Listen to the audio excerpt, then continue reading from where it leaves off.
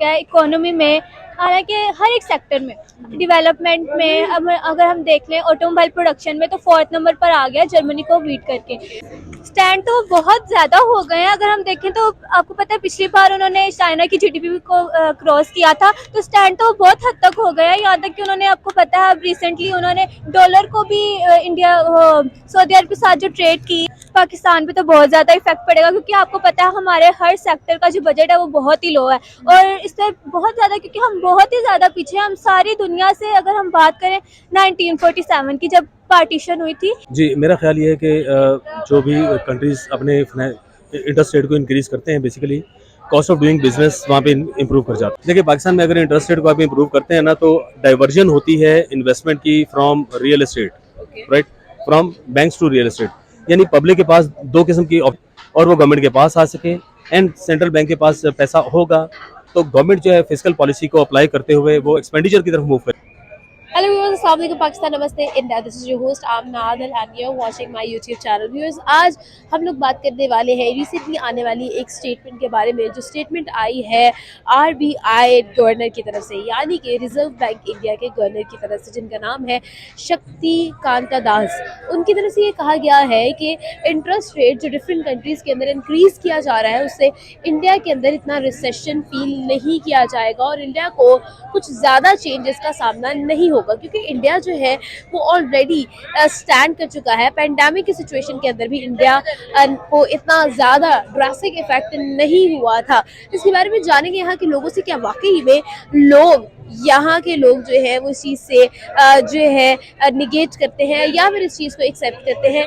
क्या स्टेटमेंट के बारे में उनका ओपिनियन है, जानेंगे हमारे लोगों से। हमारे साथ रहिएगा। साथ ही साथ ये भी जानेंगे कि इंडिया का फॉरेक्स जो है वो 14.7 हो चुका है, जो कि हिस्ट्री में पहली दफ़ा हुआ है। इसके बारे में भी जानेंगे कि वाकई में इंडिया अब इतना ग्रो कर रहा है कि वो तमाम कंट्रीज़ को, तमाम स्टेट्स को पीछे छोड़ने वाला है, और छोड़ भी चुका है काफ़ी हद तक। तो जानते हैं लोगों से उनका ओपिनियन, और आप तक शेयर भी करेंगे। हमारे साथ रहिए।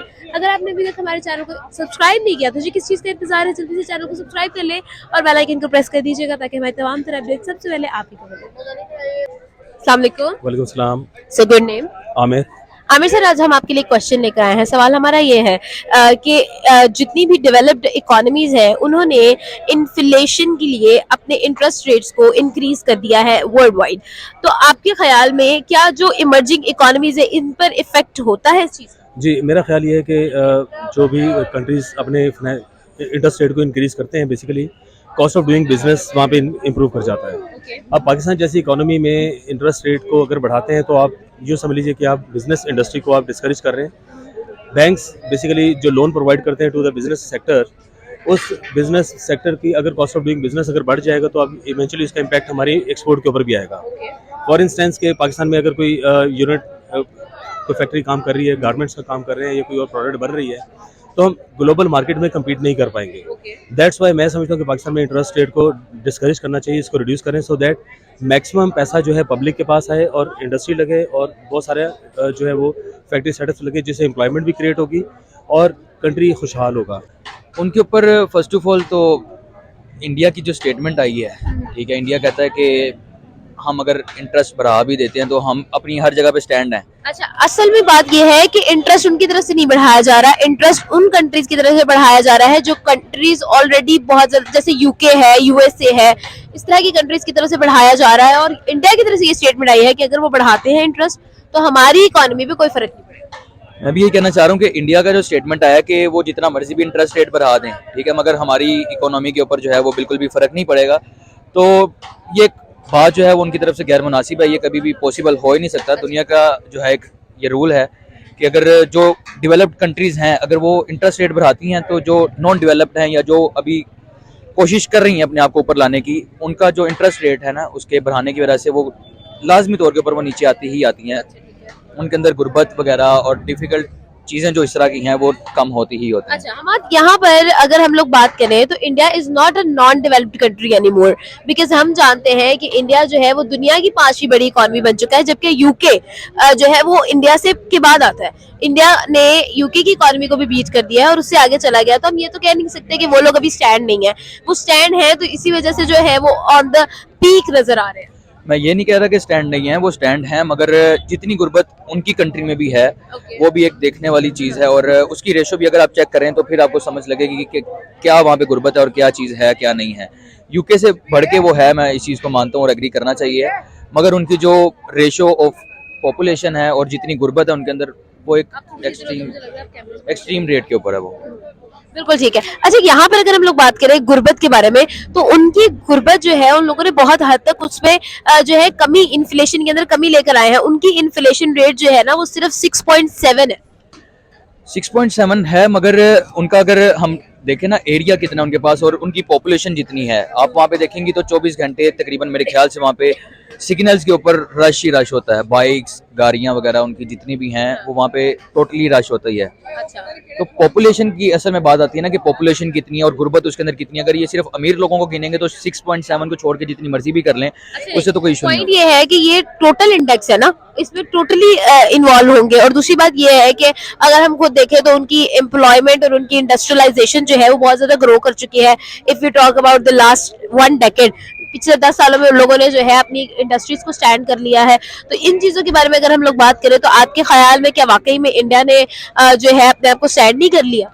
इंडिया ने स्टैंड कर लिया, मगर बाकी दुनिया के साथ साथ है ना, बाकी दुनिया की अगर आप when we talk about population specially, तो पॉपुलेशन जो है वो तो एक चैलेंज होता है और जो कि उन लोगों ने जो है काफी अच्छे तरीके से उसको कवर भी किया। अगर हम पाकिस्तान की बात करें तो पाकिस्तान में जो पॉपुलेशन है वो भी बहुत ज्यादा है। तो ये चीज भी तो है ना कि जैसे पॉपुलेशन ज्यादा है उसी तरह से आपकी वर्कफोर्स भी ज्यादा है, आपके पास ज्यादा वर्किंग हैंड्स है। First of all population is a main thing, कि पॉपुलेशन जो है उसको मैनेज किस तरह से करना है वो तो सबसे पहले आता है। ठीक है, अब अगर आप पाकिस्तान की बात करती हैं तो पाकिस्तान के अंदर भी पॉपुलेशन देखें, इंडस्ट्रीज देखेंगे आप, तो उन्होंने भी काफ़ी हद तक उसके अंदर बेहतरी ले गए हैं।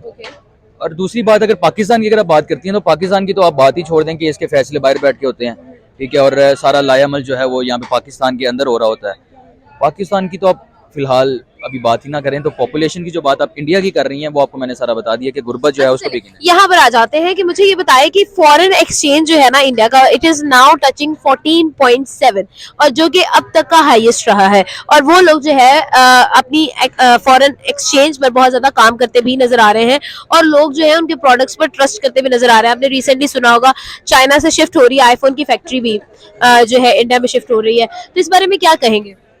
फॉरेन रेट का जो है वो यही है कि आप जितनी ज़्यादा से ज़्यादा कोशिश करेंगे, जितनी मेहनत करेंगे, वो उसी तरह ऊपर डेवलप होता है ना। तो अब बाकी कंट्रीज जो है उनके अपने मसले कुछ इस तरह के हैं कि वो इसके ऊपर फोकस कर नहीं पा रहे हैं। पाकिस्तान को अलग चाहिए कि वो इस चीज़ के ऊपर फोकस करे और फॉरेन रेट को जो है वो अपने ऊपर लेके आए। मगर अब इंडिया के अंदर हम इस चीज़ को जो है वो कहना चाहिए, बाकी बात माननी चाहिए कि इंडिया के अंदर फैक्ट्री जो चाइना में से शिफ्ट हो रही है आईफोन की, उस चीज़ को मानना चाहिए, वो एक उनकी कामयाबी है। बाकी पाकिस्तान के बारे में जो बात है कि उनको फोकस करना चाहिए फॉरेन के ऊपर, कि वो फॉरेन रेट को ऊपर लेके आए अपने।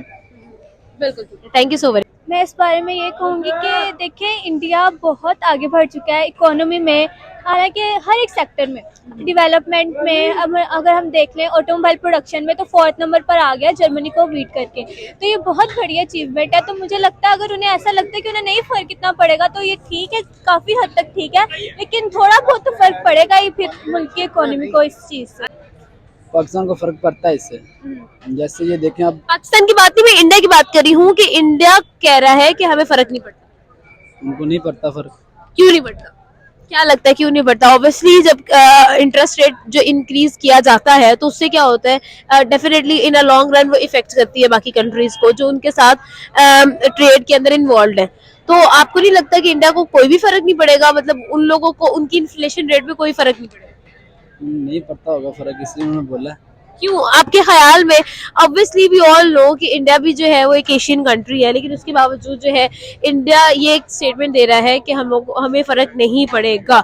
तो इसका मतलब ये है कि इंडिया ने अपने आप को स्टैंड कर लिया कि वाकई में इंडिया सेल्फ सफिशिएंट हो चुका है। उन्होंने अपने आप को स्टैंड किया है क्योंकि उनकी जो हमारा जो रुपया था पहले उनसे बड़ा था।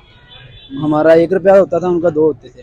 ऐसे अब उनका 1 होता है, हमारा 2 होते हैं। उन्होंने अपने आप को अपने कदमों पे खड़ा किया है। अब ये इसलिए वो बोल रहे हैं, वो उनके पास कुछ है, इस वजह से वो उनके सामने बोल रहे हैं कि अब हम अपने पाँव पे खड़े हो चुके हैं। जब अच्छा, तो आपके ख्याल में पाकिस्तान के अपने पैरों पे खड़ा है, या अगर इंटरेस्ट रेट डेवलप होता है तो पाकिस्तान को क्या इफेक्ट होगा?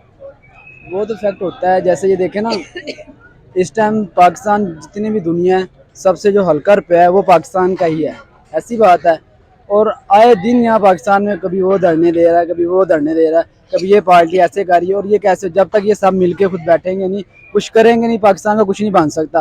कभी वो कहता है वो चोर है, उससे गाड़ियाँ पकड़ी जाती हैं, वो कहता है वो बाहर ले गया, उससे उसके घर के बाहर जाकर धरने देते हैं। ये इससे तो नहीं होता।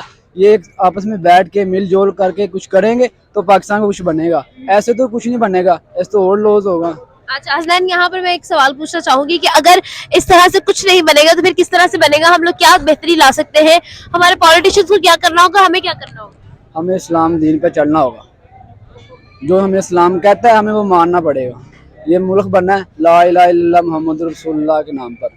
हम इस पे ये कर दें कि कहीं पे क्या हो रहा है, कहीं पे क्या हो रहा है, वो कह रहा है कि यहाँ पे वो कानून चलेगा, ट्रांसजेंडर कानून, ये तो चलना नहीं चाहिए। जैसे इन्हीं वजह से ये सारी चीजें तो है, ऑब्वियसली है। हम लोग यहाँ पर तो ऑब्वियसली लैग करते हैं, एथिकली हम लोग लैग कर रहे हैं और बहुत ज्यादा कर रहे हैं, ये मैं आपसे टोटली एग्री करती हूँ। लेकिन अगर हम लोग फील्ड की बात करें, इंडस्ट्रियलाइजेशन की बात करें, जॉब अपॉर्चुनिटीज की बात करें, एम्प्लॉयमेंट की बात करें, एजुकेशन हेल्थ की बात करें, वहां पर भी हमें कोई खास डेवलपमेंट नजर नहीं आती।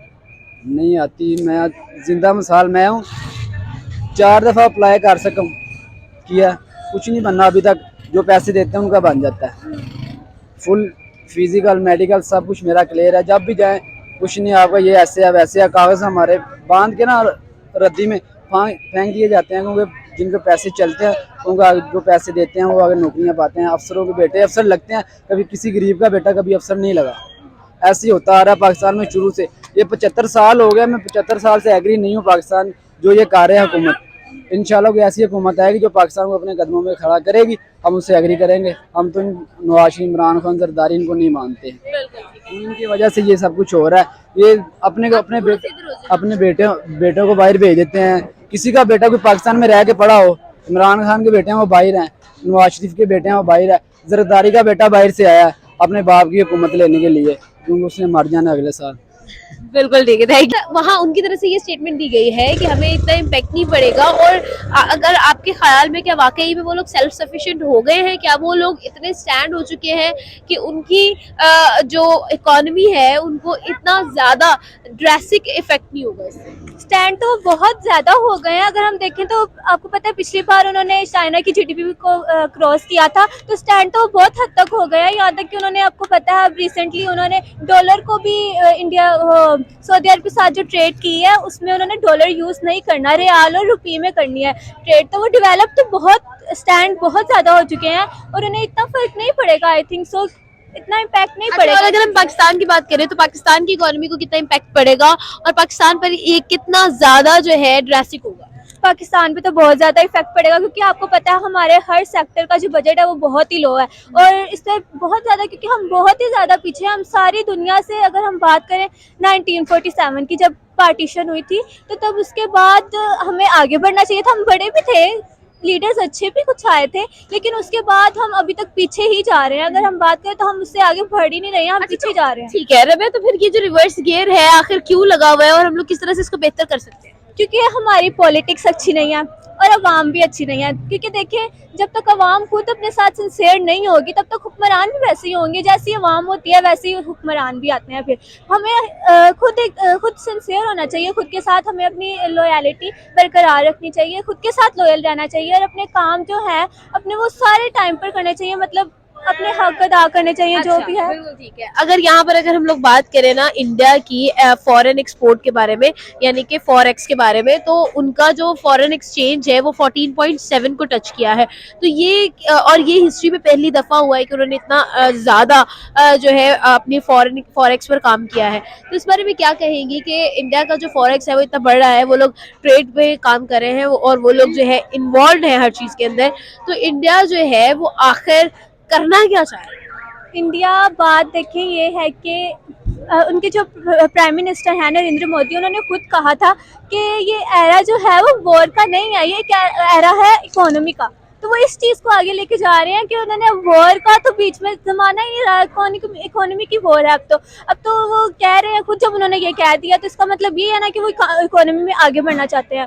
तो इकोनॉमी को बढ़ा रहे हैं, अपने मुल्क को इतना आगे तक लेकर जा रहे हैं कि मुझे तो लग रहा है कि वो एक दिन अमेरिका को भी पीछे छोड़ देंगे। और बिल्कुल ऐसे ही है। और उनकी जो हम बात करें ना, अगर वो किस वजह से ये सब ऐसे क्यों हो रहा है, उनकी जीडीपी हम देख लें, उनका हर सेक्टर में हम बजट देख लें, उनकी एजुकेशन सिस्टम देख लें, हम तो सब कुछ उन्होंने एक बहुत अच्छे से मैनेज किया हुआ है। लेकिन पाकिस्तान में अगर हम देखें तो पाकिस्तान में तो आईटी, सबसे बड़ी आईटी की फील्ड जो है, सारी दुनिया आईटी में इतना आगे बढ़ गई, लेकिन पाकिस्तान अभी तक पीछे का पीछे, सबसे पीछे आईटी में। तो यहाँ पे सवाल ये है कि रिसेंटली ये जो इंटरेस्ट रेट के अंदर एक इंक्रीज हमें नजर आया, जो इंडिया के रिजर्व बैंक मिनिस्टर हैं उनकी तरफ से ये कहा गया, गवर्नर है उनकी तरफ से ये कहा गया है जी कि हमारे यहाँ पर एज सच कोई इन्फ्लेशन पर फर्क नहीं पड़ेगा अगर इंटरेस्ट रेट इंक्रीज भी होता है। Do you agree? जी, मैं इसे एग्री करता हूँ। उसकी रीज़न सबसे बड़ी ये है कि वहाँ पे उनका लिविंग स्टैंडर्ड इतना हाई है वहाँ पे कि अगर वो इंटरेस्ट रेट को इम्प्रूव कर देते हैं, उसको इंक्रीज़ करते हैं, तो उसका इम्पैक्ट जो है वो डाउन द लाइन पब्लिक के ऊपर नहीं आता। उसकी रीज़न ये है कि वहाँ पे बहुत सारे लोग अपने ओन सोर्सेज से बिजनेस कर रहे हैं, और उस बिजनेस को जो है वो इम्प्रूव करने के लिए डेफिनेटली अगर कहीं उन्हें फाइनेंशियल सपोर्ट की जरूरत पड़ती है तो वहाँ के सेंट्रल बैंक से या रिजर्व बैंक से वो फंड्स को यूटिलाइज कर सकते हैं। तो मैं समझता हूँ कि इसका इम्पैक्ट उनके ऊपर नहीं आएगा। अच्छा, वहाँ पर ये भी उनकी तरफ से कहा गया है कि हमारे यहाँ पर जो पेंडेमिक, डेफिनेटली हम सब पूरी कंट्री को अराउंड द ग्लोब जो है पूरी दुनिया को इफेक्ट किया है पेंडेमिक ने, बट दे वर सेइंग कि पेंडेमिक की वैक्सीनेशन भी हमारी तरफ से खुद बनाई गई and all the things happen, तो पेंडेमिक की वजह से भी हमारी इकोनॉमी पे इतना ज्यादा जो है वो असर नहीं हुआ है and we can survive even if it is the worst condition. तो क्या लगता है कि वाकई ऐसा है और पाकिस्तान में क्या ऐसी सिचुएशन है? जी देखें, बात यह है कि डेवलपिंग और डेवलप्ड दोनों कंट्रीज में फ़र्क होता है। वो डेवलप्ड कंट्रीज हैं, ऑलरेडी उन्होंने प्रिकॉशंस ले रखे थे, और उन्होंने जो वैक्सीनेशन के ऊपर उन्होंने एक्सपेंस किया, उन्होंने उस एक्सपेंस से ना सिर्फ उन्होंने अपनी वहाँ पे पॉपुलेशन को उन्होंने सिक्योर किया, सेव किया, और इसके अलावा उन्होंने पूरी वर्ल्ड में भी उन्होंने उसकी सप्लाईज को उन्होंने भिजवाया, सो दैट कि वहाँ के जो पॉपुलेशन है उसको सेव किया जा सके। लेकिन पाकिस्तान चूँकि यहाँ पे वैक्सीनेशन प्रिपेयर नहीं होती, यहाँ पे मैन्युफैक्चर नहीं की जा सकती, तो दैट्स वाई इन्हें ये they are dependent on other countries rest of the world, China और दूसरे कंट्रीज जहाँ से हमारे पास वैक्सीनेशन यहाँ पे आती रही। अब बात यह है कि पेंडेमिक के जो पीरियड था उस पूरे सिनेरियो में बहुत सारा ऐसा बिजनेस सेक्टर था पाकिस्तान का जो कि मैं समझता हूँ कि वो काम करता रहा, इंडस्ट्रीज बंद नहीं हुई, पाकिस्तान बैडली इफेक्ट नहीं हुआ। उसकी सबसे बड़ी वजह यह है कि यहाँ पे हमारे जो हेल्थ के स्टैंडर्ड्स हैं, मैं समझता हूँ कि शायद उसी वजह से बहुत सारे जो है वो कंट्रोल्स हमारे बेहतर थे, जिसकी वजह से इतना नेगेटिव इम्पैक्ट हमारी इंडस्ट्री पे नहीं आया, क्योंकि क्लोज डाउन थे, शट डाउन थे, फैक्ट्रीज बंद रहीं। इसके बावजूद लोगों ने काम किया, उसके बावजूद इंडस्ट्री ने सर्वाइव किया, और अल्हम्दुलिल्लाह बहुत सारे ऐसे सेक्टर्स हैं जो मैं समझता हूँ कि पाकिस्तान में सर्वाइव कर रहे हैं, उन्हें शट डाउन नहीं करना पड़ा। बिल्कुल ऐसे ही है। सर, यहाँ पर लास्ट क्वेश्चन मेरा ये है, पाकिस्तान जो इंटरेस्ट रेट का जो आपने सुना ऑब्वियसली, तो पाकिस्तान पर इसका कितना इफेक्ट है, पाकिस्तान की इकोनॉमी पर कितना ज्यादा जो है ये इम्पैक्ट डालेगा? देखिए, पाकिस्तान में अगर इंटरेस्ट रेट को आप इंप्रूव करते हैं ना, तो डाइवर्जन होती है इन्वेस्टमेंट की from real estate, right, from banks to real estate, यानी पब्लिक के पास दो किस्म की ऑप्शंस बचती हैं। इंटरेस्ट रेट हाई होने के बाद उन्हें प्रॉफिट रेट्स अच्छे मिलते हैं सेविंग सेंटर से भी, और बैंक्स भी अच्छे उन्हें प्रॉफिट रेट दे रहे हैं। तो इट मीन्स के लोग इंडस्ट्री से पैसा उठा के बैंक्स में रखेंगे या सेविंग सेंटर में प्लेस करेंगे, वहाँ से प्रॉफिट अर्न करेंगे, या फिर रियल एस्टेट पाकिस्तान की बूस्ट करती है। इन हालात में इंडस्ट्री से पैसा निकलता है और रियल एस्टेट में चले जाता है, जो कि मैं समझता हूँ कि हाईली अन इकोनॉमिक एक्टिविटी है। ये पाकिस्तान का पैसा जो मैं समझता हूँ इंडस्ट्री में जाना चाहिए। तो इंटरेस्ट रेट ज़्यादा करने का के पीछे मेन पर्पज़ यही है कि गवर्नमेंट चाहती है कि पब्लिक से सर्कुलेशन ऑफ मनी को रोका जाए और वो गवर्नमेंट के पास आ सके, एंड सेंट्रल बैंक के पास पैसा होगा तो गवर्नमेंट जो है फिस्कल पॉलिसी को अप्लाई करते हुए वो एक्सपेंडिचर की तरफ मूव करेंगी। जैसे कि आपने रिसेंट अभी आपने देखा, पास्ट में हमारे प्राइम मिनिस्टर साहब ने डिफरेंट किस्म के प्रोजेक्ट्स के ऊपर उन्होंने काम किया, टर्की से उन्होंने रेल का पूरा ट्रैक लाने की कोशिश कर रहे हैं, तो उसके लिए दे नीड फंड्स। तो ये फंड्स जनरेट करने के लिए ऑफ कोर्स इनको डिस्करेज करना पड़ेगा पब्लिक को कि वो खुद से इंडस्ट्री ना लगाएं, पैसा रोटेट होकर वापस बैंक्स में आए या सेविंग सेंटर में आए, ताकि गवर्नमेंट उन फंड्स को यूटिलाइज करें for development projects. Thank you so very much sir. जी व्यूअर्स, लोगों से की बात जाना, उनका ओपिनियन आप तक शेयर भी किया। उम्मीद करती हूँ आज की वीडियो आपको बहुत पसंद आई होगी। आप नादिल को दी इजाजत और देखते रहे हमारा यूट्यूब चैनल। साथ ही साथ अगर आपने अभी तक हमारे चैनल को सब्सक्राइब नहीं किया, चैनल को सब्सक्राइब कर ले, बेल आइकन को प्रेस कर दीजिएगा। अपना और अपनों का आपने बहुत ख्याल रखना है, क्योंकि ये बहुत ज़्यादा ज़रूरी है।